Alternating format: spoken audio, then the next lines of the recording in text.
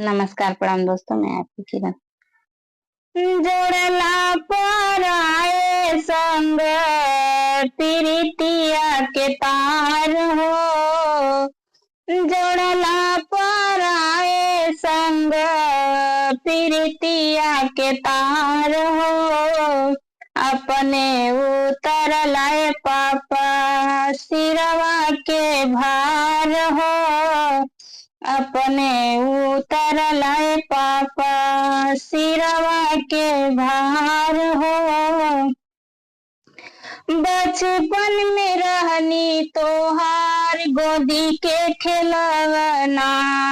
धोरे माटी खेली पापा तोहरा बिछवना।